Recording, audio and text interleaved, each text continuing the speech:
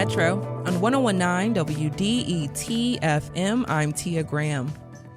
Now, there's a new collaboration between two public library systems who wants to celebrate and highlight local creatives of all ages and all backgrounds. Detroit and Windsor both share similar stories, including histories with both library systems forming in the mid-1800s. Even then, the importance of access to knowledge was apparent. And as time has marched on, the services offered continued to grow. Pagination is a literary art zine put out by the Windsor Public Library and focuses on flash fiction, poetry, collage art, and so much more from locals in both Windsor and, with this edition, Detroit. Recently, the two public libraries teamed up to offer the free magazine that features the works of creators from both Detroit and Windsor. Right now, we are joined by Jennifer Nobles. He's a lead librarian at Detroit Public Library. As well, we're joined by David Constantino, a creator and editor of Pagination for Windsor Public Library. I want to thank you both for being here today. Thank you so much for having us, Tia. Yes, thank you. Hello, David. So we're going to start with you, David. Let's talk a little bit about what's going on with Pagination. This is your brainchild. Talk a little bit about it. Well, I started about 4 years ago. I'm a big fan of zines. They've been around for quite a while in many different forms. And I thought, you know what? There's a lot of interesting creative people in the Windsor area and around the Windsor area, for that matter. So let's try and make something and see if we can kind of connect with different communities with the library system. And I just tried it, and the response was more than I expected, and it's kind of grown since then. And for those 4 years, for first and foremost, for folks who don't know what zine may even mean, what is zine? Yeah. Zine is just like a self-published it's kind of like a magazine, but you make it yourself. So you're kind of self-publishing a little book. You can just make it out of paper, you can staple it, you can photocopy it. It's just kind of something that started a long time ago as a way to kind of get the word out about non-mainstream things in the kind of arts communities or different parts of different communities. Which is something that I hear a lot about within the arts community, is just trying to get the work out there, getting eyes on it or ears on it or whatever it may be, but just getting it in the hands of people who would enjoy the art that's being produced right here in Detroit as well as in Windsor. But David, the magazine will have a launch event in Windsor, Ontario later today at Chapter 2 Brewing Company. Talk a little bit about why you guys decided to have a launch party for Pagination. Well, it's something we started a couple issues ago. When I did start it, it was more like it was right in the middle of the pandemic. So we really couldn't go anywhere. So we kind of were just making them available at the branches. But since so many people are involved, I thought, well, it is kind of like it's a literary thing, so why don't we have an event? And so we've tried a few, and the last one we did was also at Chapter 2, which is in Walkerville here in Windsor, very arts-centric area. And the bar/place that it's at is kind of like a literary-inspired bar as well. It's called Chapter 2. And people seem to enjoy it. So we decided to kind of do that again. Yeah.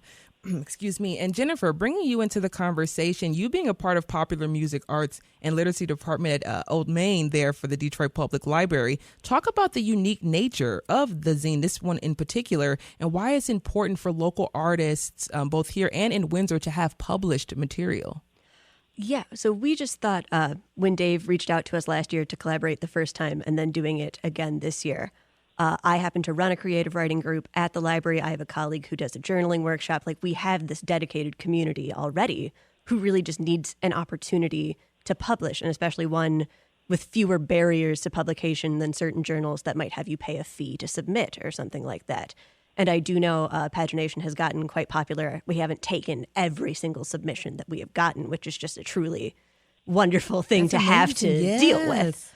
But just having this opportunity to get people's names out there, to give them this publishing experience, to see their names in print on something that they created, maybe for the first time, and just to give them that experience that then if they want to continue and go into publishing and do it more in other venues, we can help them get that foot in the door and get it started. Now, you just talked about having a rich community through the library system, of course, but talk about the community of writing and journaling and what we're seeing right now in the city of Detroit, but throughout the library system and how that is forming or has formed.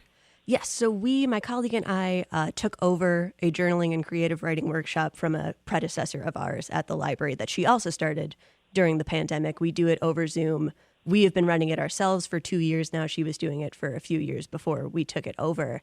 And it's just incredible to see both the local and the very actually like worldwide talent that we see coming through here. We have people logging in from Canada, from the UK.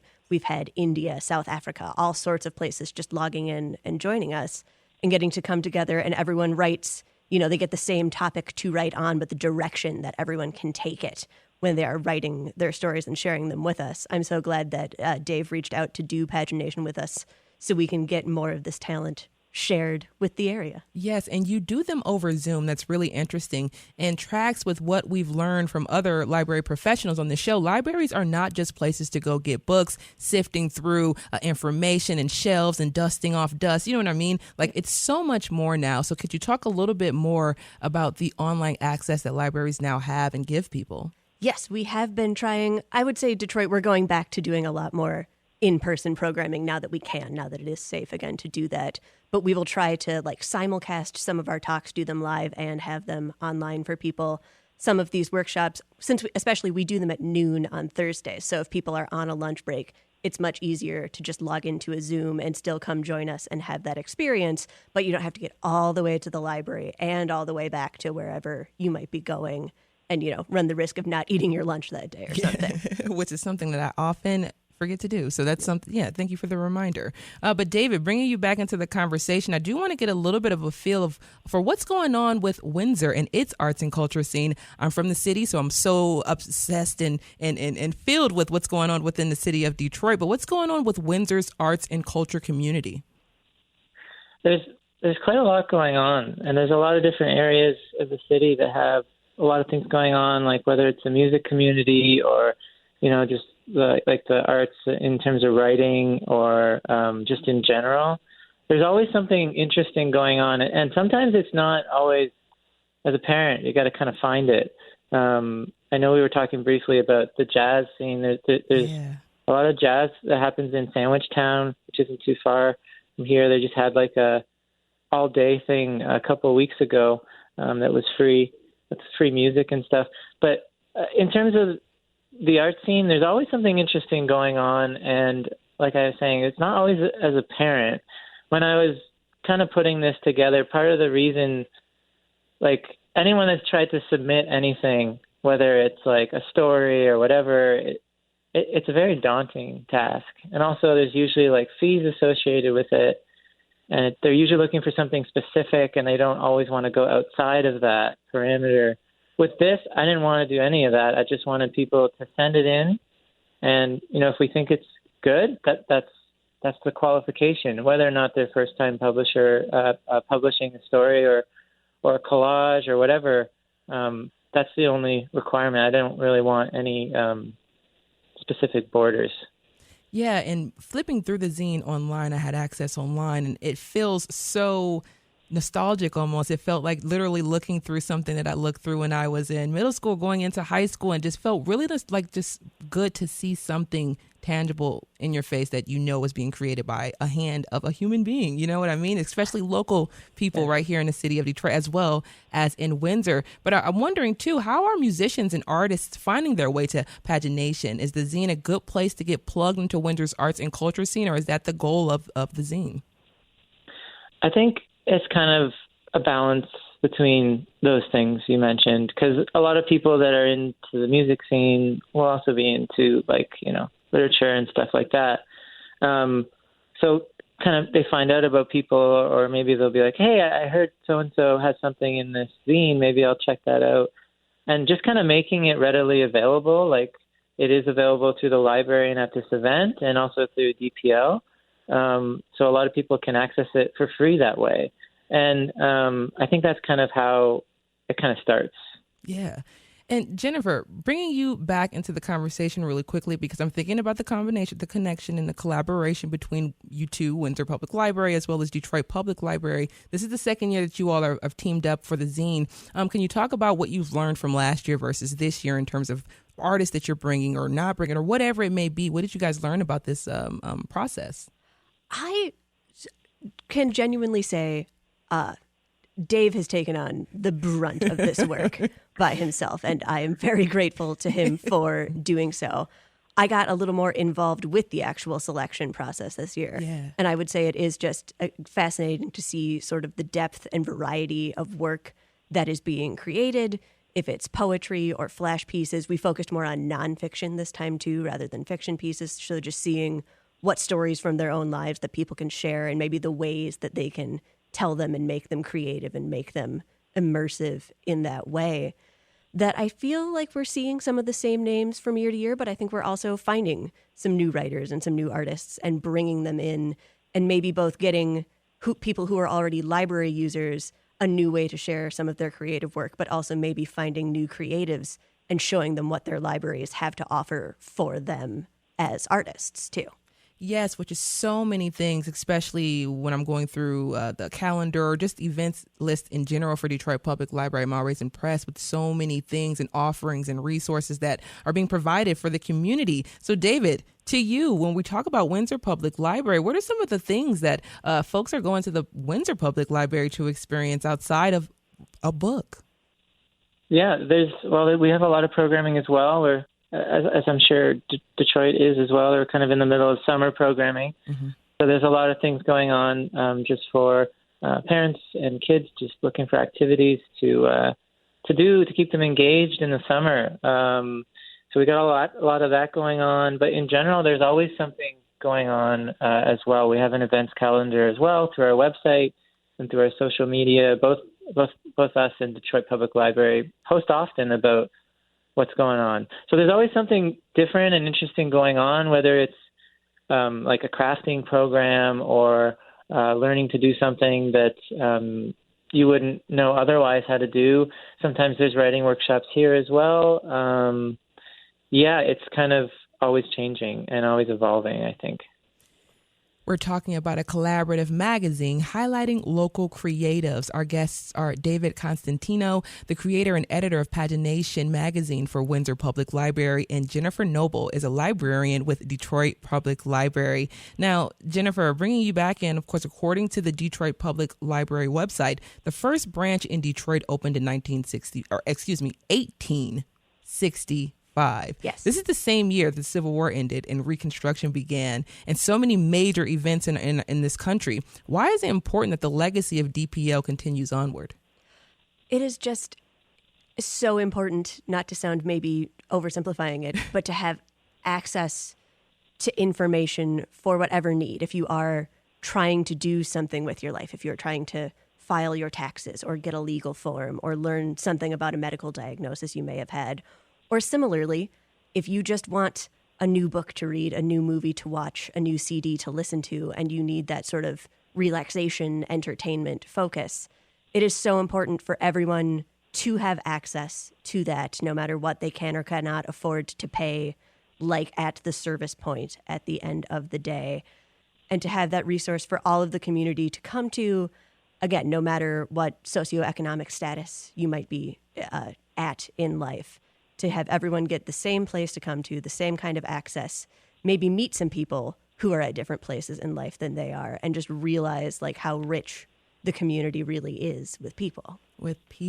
And information is power, knowledge is power. There's so much out there online, and it's not all good. No. And it's not all reliable. We know this. Having a guiding hand is very, very important, especially when you're trying to process information, heavy and dense information. A lot of folks aren't familiar or aren't aware, or maybe just bypass the importance of a librarian itself. Talk about the librarian's role within the library. I actually met a young man who was going to school, getting his master's in a librarian degree. I don't want to, say, but I was so shocked to hear this young man say he was going to school to be a librarian. So I thought to myself, well, what does that say about me? So let's learn a little bit more about librarians. How can librarians help, and what are their main roles within the library system? Yes. So fun fact, I have a Master's of Science in Information. There is also a Master's of Science in Library Science that people can get. Wayne State is one of the two programs in Michigan that offers a library science degree, the other one being U of M. And it is required by the state for libraries of whatever size, really to be a librarian, you have to have that degree. There are some smaller libraries, if you don't have as much funding or what have you, some of those rules can be bent. But generally speaking, somebody who is a librarian has that master's degree behind them. They have done the studying to then sort of learn how we evaluate what information sources are good, which ones are less trustworthy. Why do we say, we go to this source for this and not this other one over here? And what are they all saying? So we are, I would say I'm an expert. I want to believe I'm good at what I'm doing. That doesn't necessarily mean we are infallible. We do understand that sometimes maybe we need to find you another person to talk to, even to really give you better information than what we sort of general librarians can really provide for you in the moment. But we have been given this training and this experience that hopefully we know what we have. We know what else is out there in the community. We can help connect you with those information resources that you need. Thank you for that beautiful explanation, because so often we talk about libraries and librarians and like what they do and what their roles are, but the qualifications that you just laid out in terms to be a librarian within our public library system is absolutely fascinating to me. So thank you so much once again for sharing that. David, we're going to bring you back in the conversation before we get out of here. The free zine is about 60 pages and includes photographs, drawing, graphics, poems, and short stories. Let's talk about the fourth issue here and talk a little bit about some of the offerings inside. I love that you all had book recommendations as well as like documentary and film recommendations. I've seen a few of those films, so great recommendations. Yeah. So as Jennifer was saying earlier, we kind of focused a bit more on nonfiction, but that didn't actually slow the response. It seemed to maybe even increase the response of submissions. So it's kind of a balancing act. But yeah, we throw some recommendations in there, and there's some in the new issue as well. But it's just a way for people to get their voices out there that wouldn't otherwise have an avenue for that.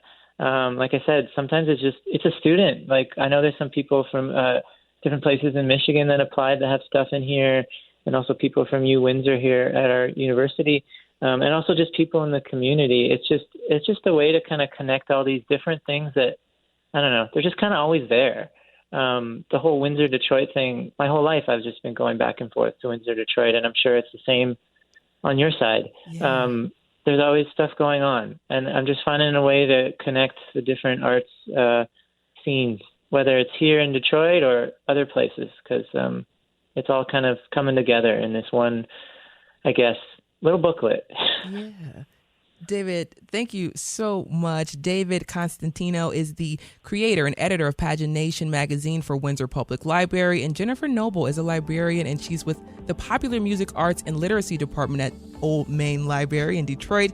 Tonight at Chapter 2 Brewing Company in Windsor, there will be a launch party for the fourth issue of Pagination. Thank you so much, David, as well as Jennifer, for joining us on the Metro today. Thank you for having us. Thank you. Thank you.